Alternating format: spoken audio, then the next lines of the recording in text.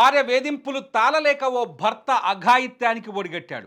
Vote వేసేందుకు ఊరొచ్చిన భార్యను పక్కా plan ప్రకారం హత్య చేసిన భర్త ఆపై తాను ప్రాణాలు తీసుకున్నాడు.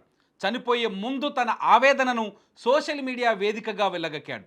జయశంకర్ భూపాలపల్లి జిల్లాలో చోటు చేసుకున్న ఈ జంట మరణాలు తీవ్ర కలకలం రేపుతున్నాయి. మరి ఎందుకు భార్యను చంపి ఆ భర్త చనిపోయాడు? ఎస్ఐకు పంపిన ఆ ఆడియోలో ఏముంది అంటే, జయశంకర్ భూపాలపల్లి జిల్లా గణపురం మండలం సీతారాంపురం గ్రామానికి చెందిన బాలాజీ రామాచారి కొంతకాలంగా అనారోగ్యంతో బాధపడుతున్నాడు. ఈ క్రమంలో భార్య సంధ్యతో తరచూ గొడవలు జరుగుతుండటంతో మనస్పర్ధల కారణంగా సంధ్య తన పుట్టింటికి వెళ్ళిపోయింది. అయితే ఈ నెల 11న జరిగిన ఎన్నికల్లో ఓటు వేసేందుకు సంధ్య తిరిగి సీతారాంపురం వచ్చింది. శుక్రవారం అర్ధరాత్రి రామాచారి పక్కా ప్లాన్ ప్రకారం భార్య సంధ్యకు ఉరివేసి ప్రాణం తీశాడు. అనంతరం తన ఆవేదనను వివరిస్తూ ఎస్ఐని ఉద్దేశించి ఒక సెల్ఫీ వీడియో రికార్డ్ చేశాడు.